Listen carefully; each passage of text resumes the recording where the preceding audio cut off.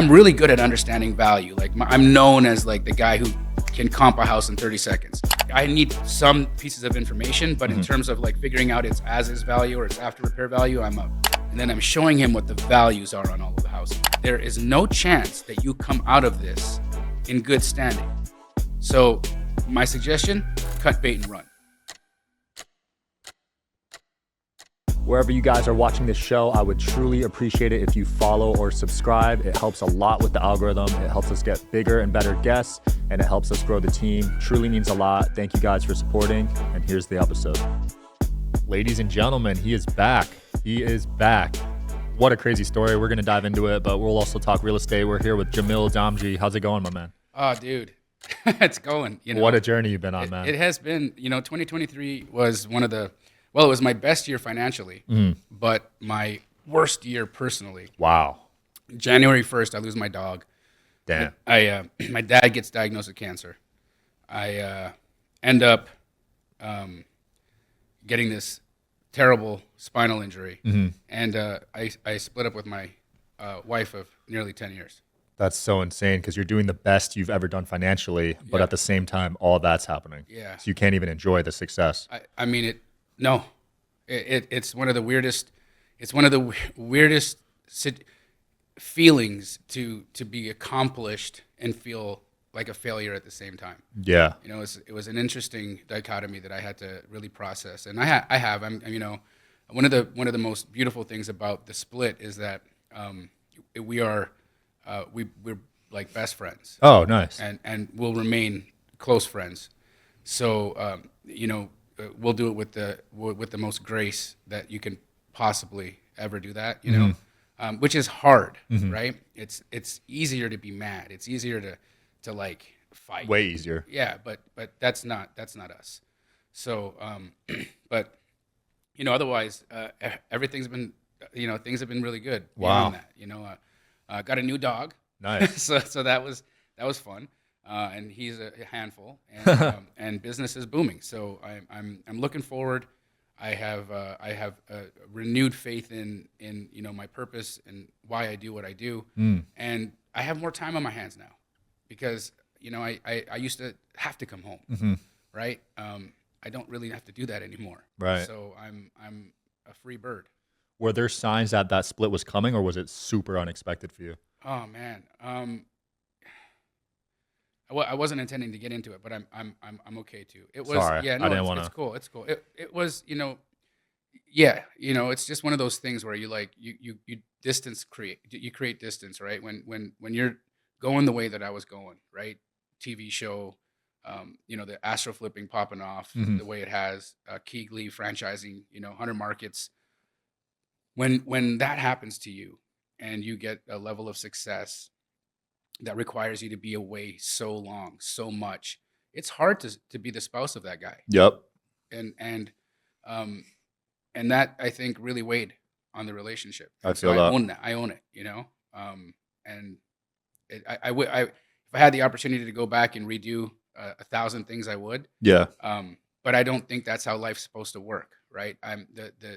The waves I got, I rode the way I rode, and I end up where I ended up. And I accept it. And I think the best thing about it is the acceptance at this point right now, because I have accepted it. I am moving through it, which I learned you can't really you can't numb yourself out of grief. You can't distract yourself out of grief. You have to actually grieve. Right. But then once you grieve and you actually process it and you surrender and you accept it and these things happen, beautiful things just start to happen, and it's the synchronicities of life, the opportunities that present themselves, the people who find you, because your energy changes in such a dramatic fashion when you just surrender and let yourself like raise up a little bit. Right. I super believe in the power of ourselves, right? I think I've manifested everything that's happened in my life. One of the very few real estate types that feel that way or think that way, but I came from nothing, and so I came from nothing with a grandmother who told us that we would never be anything. Wow. Her mantra was, "We have no money," and we will never have money. And so when you have that seed planted in your subconscious at a young age, it takes a lot of work to reprogram yourself, right? And so I had to do that, and in so doing, I was able to, create a beautiful life, and I'm proud of it. Yeah. Yeah, I mean, what you've done is incredible. You were selling 70 homes a month recently, yeah, right? yeah. We average anywhere between 60 to 80, depending. And that's just our corporate stores. Mhm. Then there's the franchises, and that's its own volume. And Mhm. we just collect a royalty on that Amazing. volume, so it's different than our own.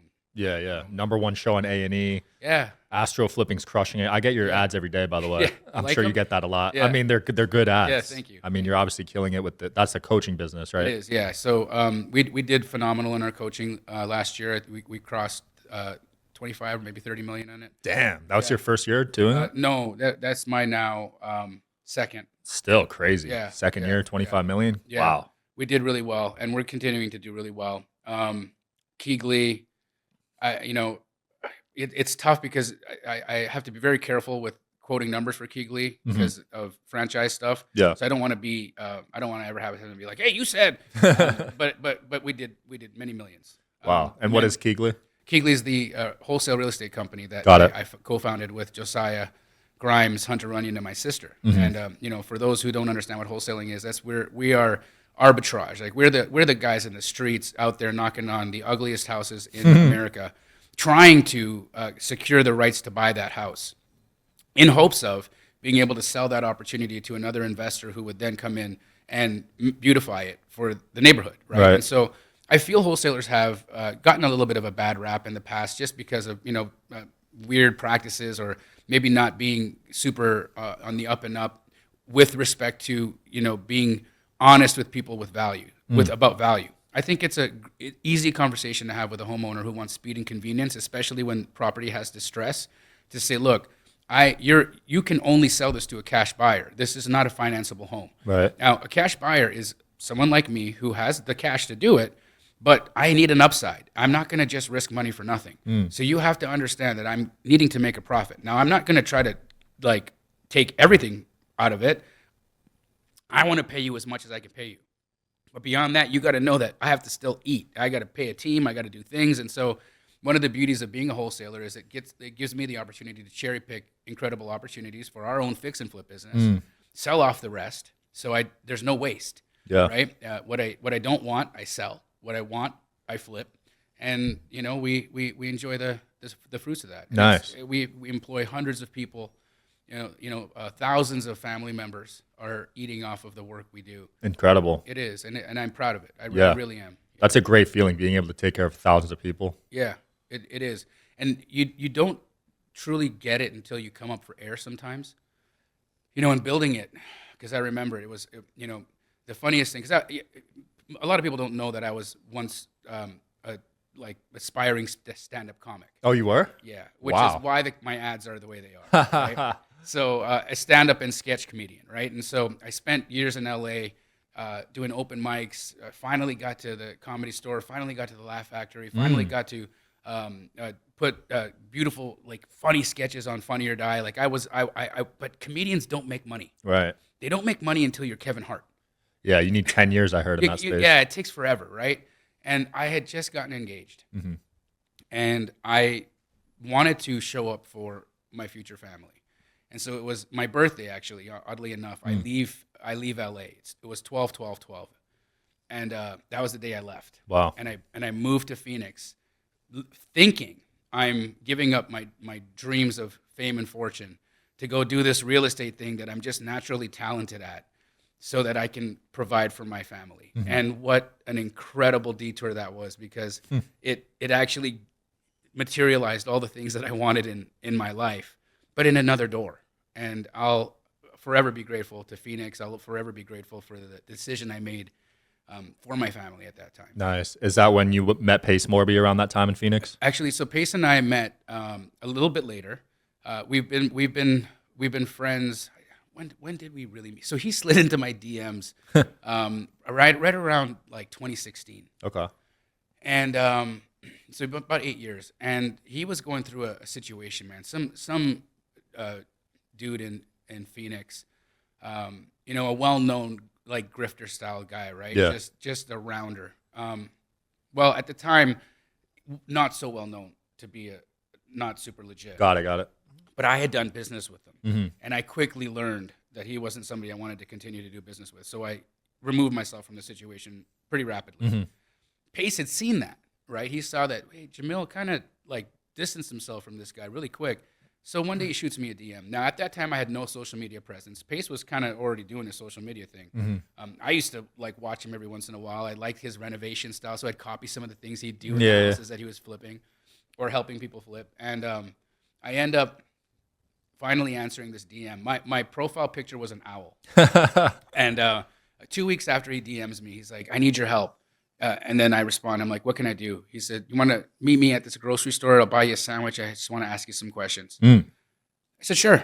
Right. So I meet him, and he asked me about this guy, and he says, I'm about $250,000 in financing this guy's renovations. He's always behind on payments, but I'm so far in right now. It's like, I don't know if I got to keep going or what should I do? And I said, Pace, I've uncovered that he's running a massive Ponzi scheme. Wow. Come over for dinner tomorrow. I'm going to show it to you. Nobody else had put it together yet, right? And he said, okay. So he comes to my house for dinner the next day, and we are in my office.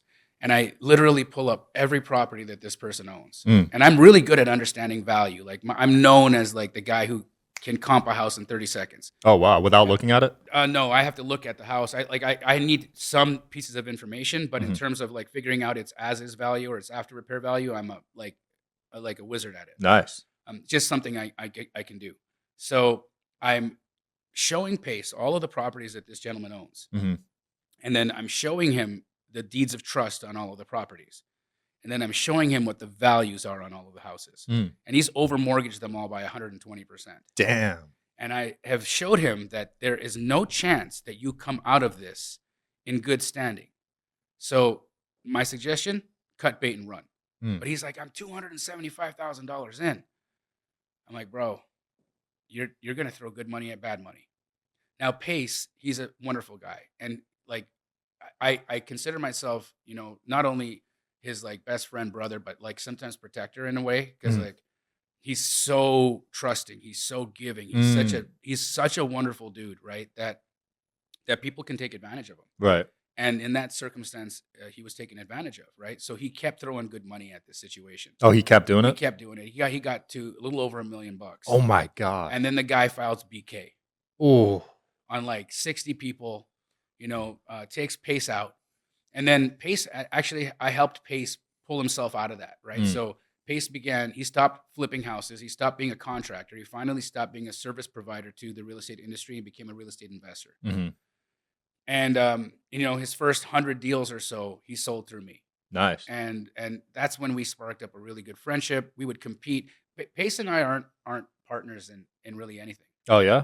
But the TV show. But the TV show. We're actually like fierce competitors. Really? Fierce competitors. That's an interesting dynamic. It is. And it's one of the things that's really interesting about what we compete about is who can bring more value to the relationship. That is a cool thing to compete. It is a doozy because you're always trying to one up the guy on a gift. So here's a car, or just a thing. Like he bought me a $44,000 tree. Right? Christmas tree? No, it wasn't a Christmas tree. It was a canary palm. Wow. And we were actually filming the television show, and I wanted these 3 date palms for my home that I just finished building. But I walked over to this canary palm. It was this beautiful palm tree. I don't know if canary palm looks like the pineapple. Okay. Oh, I've seen those. Yeah. They're just gorgeous, right? And I look at the price tag, and it's like $44,000, and I'm like, I'm not on a tree, Yeah. I walk off. He saw that I loved the tree though, and quietly buys it. Wow. And so when they came to deliver the 3 date palms, they came with the canary. That's crazy. And it wasn't even your house? It was a house you were selling? No, it was my house. Oh, it was your house. He came in. They actually never even aired this was going to be like B-roll for some other, a lot of what you shoot when you're making a TV show ends up on the cutting room floor. That was one of the things I wish they had shown. Right.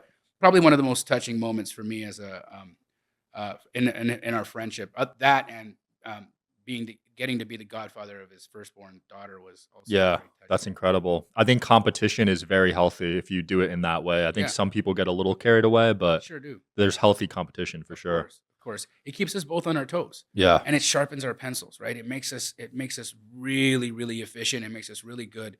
And he shares tactics with me. He's not the kind of guy who's like, hey, I'm gonna, this is my plan, and I'm not gonna tell you my plan because I'm gonna beat you. Right? That's not him. He's like, this is my plan, and now I'm gonna beat you. So Right? he's like Larry Bird with it. Yeah. Larry Bird always announced his moves. I love that. Yeah. Right? Because he shares with me, right? And sometimes I take the plan. Sometimes I just take the play. And I'm like, cool, thanks, bro. And he doesn't care either. He's not like, when he shares it with me, he shares it with the intent that, hey, put this to use. It's working for me. Nice. This will work for you too. And those are the kinds of friends that I want in my life. And that's, I've got one. You only need a few. Yeah. People try to get too many friends, I think, but Yeah. I keep mine on one hand, and I like it that way. I agree.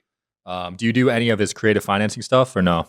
I had I have an interesting relationship with creative finance. I did real estate in Canada, and that's where I came up. And I had done creative finance in Canada, what they would call sub 2 there, and it didn't work out well for me when the Really? market turned. Yeah, I couldn't keep up. Right, there were 42 houses that I owned, essentially subject to, and I just couldn't keep up. You couldn't find tenants? No, I couldn't rent them out. The market crashed, right? It was 08. Got it. Couldn't find tenants, couldn't sell them, couldn't do anything. They were just done, right? And that was when I, became really frightened of leverage. And so him and I are very different from each other because he collects as much leverage as he possibly can, while I'm the guy who owns all of my homes outright. I own 100% on all of them? No mortgages, bro. Wow. I own my cars outright.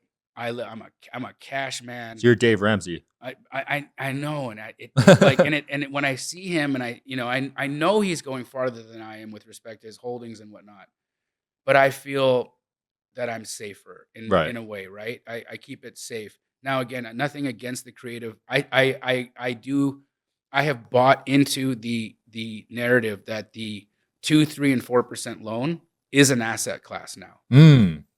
And I believe that. I truly believe in it. And so what I see Pace teach, I feel is true teaching. Right. Because he's not telling people to go and take over 6%, 7%, 8% mortgages. He's like, go after the people that have no equity or a little bit upside down. They got a 2%, 3% loan. Go get that deal. Go do 100% seller finance at 0% interest and overpay a little bit. You know what the amortization schedule is on a house when you're paying 5% on a loan? How much interest you paid on that house? If you overpay by 40 grand, 50 grand on this house, what you'll saved in interest will have been hundreds of thousands of dollars. Wow. And so, he understands the math at a level that I think is pretty unique and gifted. So, no, I don't do the creative stuff. I hand that to him. I'm a cash guy. I wholesale. I like making big checks. I like flipping my contracts and making my money. Right. And that's the high I chase. Are you interested in coming on the Digital Social Hour podcast as a guest? Well, click the application link below in the description of this video. We are always looking for cool stories, cool entrepreneurs to talk to about business and life. Click the application link below, and here's the episode, guys. So no leverage. So you're not even borrowing other people's money? It's all your money. Yeah. Wow. So that's super safe. I have used hard money on some flips. So that, I want to clarify that. I have used hard money on some flips, but that's like my flipping business is it's not me. It's non-recourse, right? Hard money loans are non-recourse, meaning I can walk away. Oh, you can? Oh yeah, I lose my down payment, but it's a non-recourse loan, so I can walk away from this thing. Now, I wouldn't suggest you do that to your hard money lenders because they're not going to want to do business with you in the future. But when I know that if they're like something completely disrupts the way it did in 2008, if I'm in a non-recourse loan, that means there's no personal guarantee. That means I don't lose my house. Because when 2008 happened, I had asked my family to, I was so desperate to do something big at that time that when I first started wholesaling, I started doing really well. I thought I invented wholesaling, to be honest with you, because I was doing it back in like 2002 in Canada, and there was no Cody Sperber. There was no internet, was brand new. I solved a problem for a builder who was looking for a specific type of house that he needed to knock down so he could build luxury duplexes. Right. And when I was walking my dog one day, I called a for rent sign of a house that I had tried to rent a few months earlier, but it was like $200 out of my budget. Mm-hmm. Just to kind of tell you an idea, like where I was economically at the Yeah. time, right? And so I called the woman and I asked her, well, you know, you've had this for rent for a while and it hasn't rented. Would you sell it? She said, for the right price. Well, what is it? $350,000. So my mind works a little different than most people's minds, right? Because I had heard that these guys had a need for this type of property. Mm-hmm. It was actually my business partner's father. I run to the office. I talk to my partner, and I'm like, what would your dad pay for this? Instead of saying, hey, I found one, where they would have given me like a $2,500 finder's fee. Yeah. I'm like, what would your dad pay for this house? He's like, $400,000 all day. Wow. So now I have a $50,000 problem to solve, right? Because I don't got $350,000, Mm-hmm. but I have the opportunity to buy a house for $350,000 that I could sell for $400,000. Mm. So what do I do? So I start calling family, and I'm asking my uncles and my aunts, would you guys lend me money? I have this for sure thing. I have a for sure thing. Like I can buy it for $350,000, I can sell for $400,000. We'll make $50,000, and you can take half. Right. And nobody wanted to give me the money, right? But I was the guy who didn't become the doctor. I'm the only non-Dr. Damji in my family. You serious? I'm the only non-Dr. Damn. Damji in my family, right? I'm the Crazy. black sheep, right? So it's crazy because, you know, I don't get into medical school, which was, again, one of the bigger detours in my world, which ended up being one of the biggest blessings in my life, right? So I start cold calling real estate lawyers, and I get all the way to the letter S, bro. Like, Wow. The lawyer's last name was Steed, David Steed. Been since disbarred. Don't know why, but anyways, because I wanted to look him up and like thank him, right? Yeah. Because I call him and I said, and he was so fresh out of law school, dude didn't even have a legal secretary on his phone. He didn't even have an ad in the yellow pages. He just had a name and a phone number, right? Yeah. So I called him up and I just said, hey, dude, I got the situation. I can buy a house for $350,000 and I can sell the house for $400,000 and I have no money. Do you have any ideas for me? He's like, oh, that's easy. Okay, what do you do that? What do you do? He's like, it's called a skip transfer. And I'm like, oh, a skip transfer. Yeah. Means we're just going to skip and transfer the deed into the other person. So he said, this is how you do it. You get two of the same contract. On one of them, you're the buyer. And on the second one, you're the seller. Mm-hmm. On the first one, you're buying it for the $350. On the second one, you're selling it for the $400. Everything else has to stay the same. The only thing you need to know is on your buyer name, you have to write and or nominee. Right? That was it. He's like, everything else has to be exactly the same. Close date, inspection times, everything's got to match. Mm-hmm. He's like, if you get those things filled out, bring those two contracts to me. And if things work, in a couple of weeks, I'll have a check for you. Wow. And I did it. And in a couple of weeks, there was like $47,000 and change in a bank draft in my name. Nice. And like, this is coming from a guy who, you know, couldn't rent a house that was $200 out of his budget. Mm-hmm. So, you know, for me, that was a life-changing moment, right? And it taught me something and a skill that now I learned is actually called wholesaling. Yeah. And it had been happening in America for a long time. But in Canada, there was no thing. So I literally thought I invented this thing. But I wanted to get into development so bad that I got, you know, my family involved in these construction projects, which ended up going belly up in 2008. And so, you know, prior to that, we had made millions of dollars. I bought my mom a house on a lake. I bought myself a house on the top of the hill in my city, Nice. overlooking the city. I'm feeling like the king of the world. And then all of a sudden, it all goes bust. Oh, wait. 2008 happens. And I got these 42 subject twos that I can't cover anymore. And the bank is calling all of my loans. And in Canada, the banks and the government are one. So like when they come, they just take your Wow. and they did.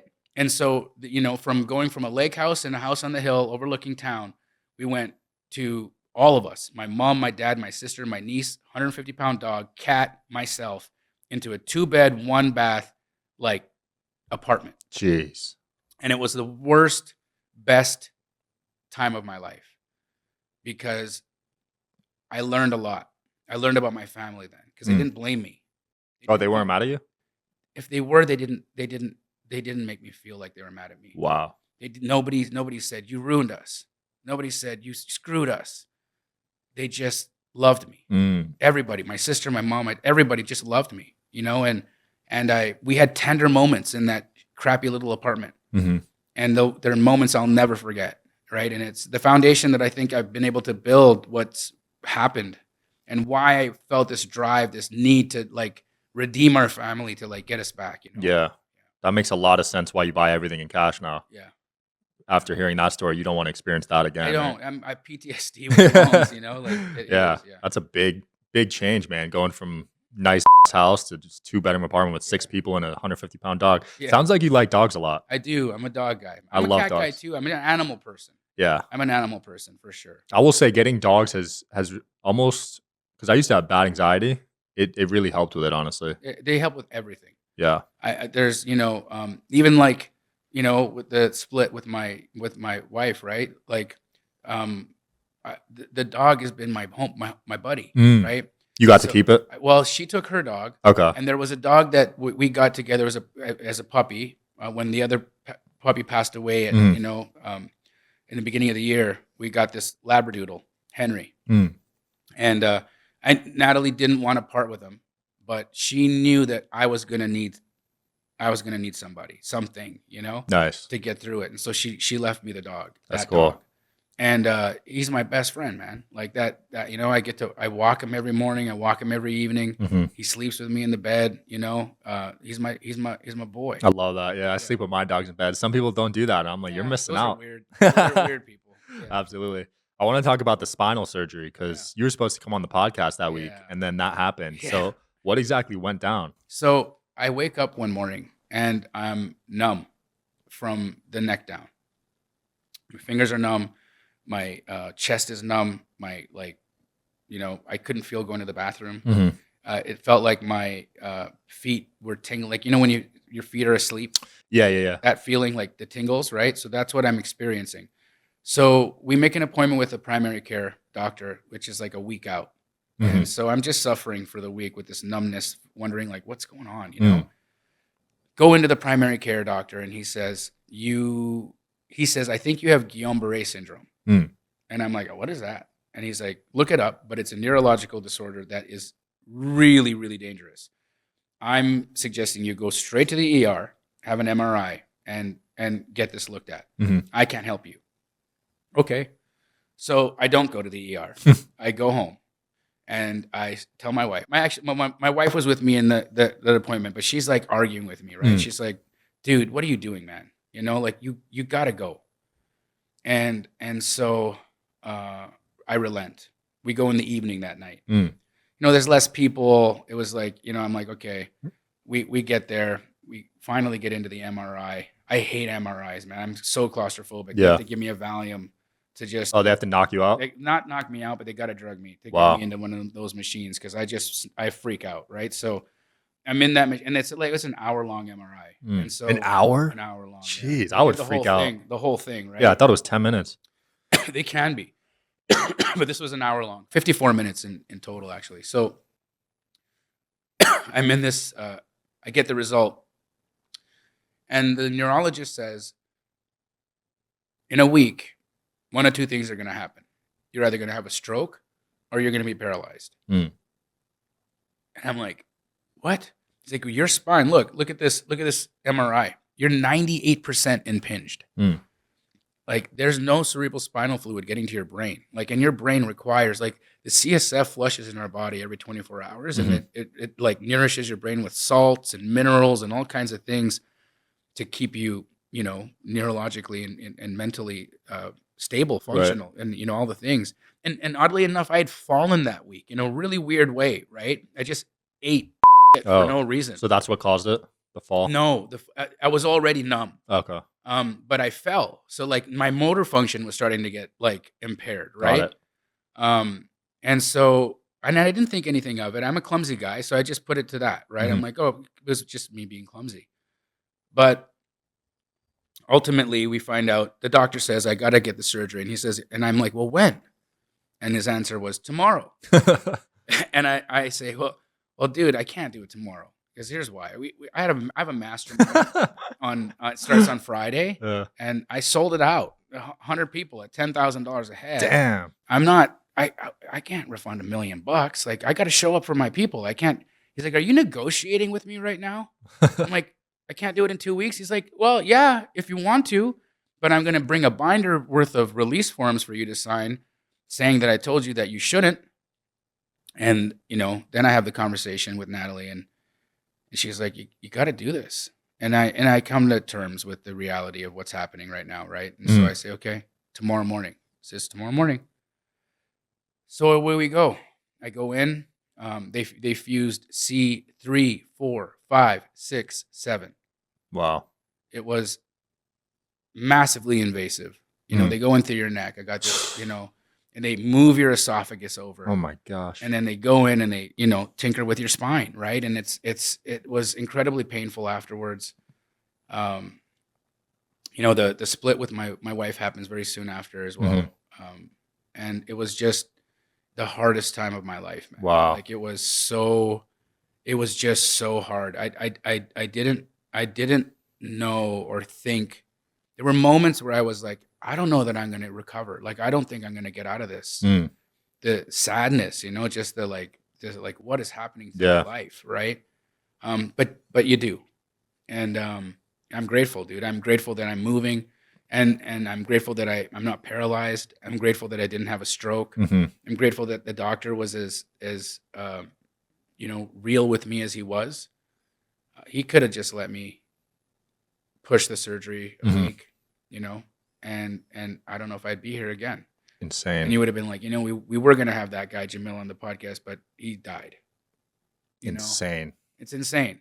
It's insane to know. Yeah. Right? And so I'm really grateful. And this is not the first time that this has happened to me. I broke my neck in a motor vehicle accident 15 years ago. Yeah, you said you were paralyzed, right? I was paralyzed in that accident. Wow. I had a spinal fusion at that time. Oh, so you've got 2 now. It was at that time they fused 5-6. They had to refuse 5-6 again. Wow. And in fact, they believe that it was the 5-6 fusion that caused the vertebrae above it to degenerate. And that's why this happened. It was a result of the first fusion. Interesting. And so, just one of those things, but like it's a full circle moment, right? Yeah. Funny enough, I had that car accident a week after meeting the woman I married. So, real close after we meet, I'm in a neck brace. And then when she leaves, I'm in a neck brace. Full circle moment. Full circle moments. That is insane, dude. And, it's just like, patterns, right?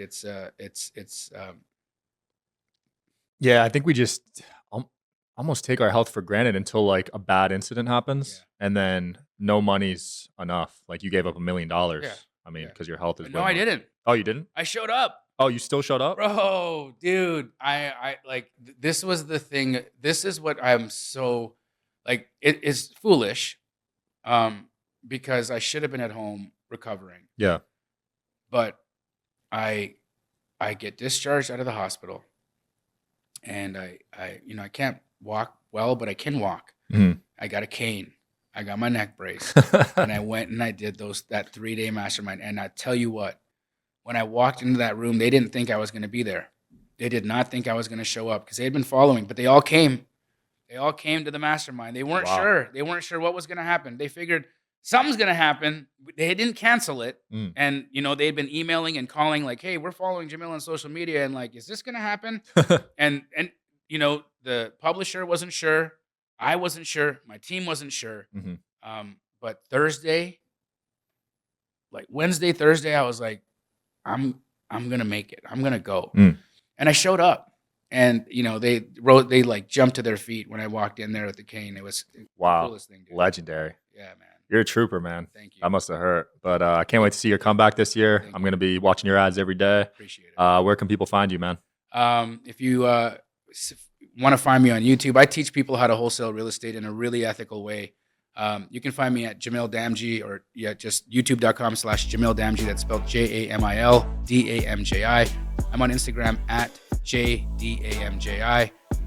Send me a DM. I like to just kick it with anybody. I want to know who you are, what you're about, and let's be friends. Awesome. Yeah, that's how we met, man. Yeah. Appreciate you coming on as always. Appreciate We'll see you guys tomorrow. Thanks for watching.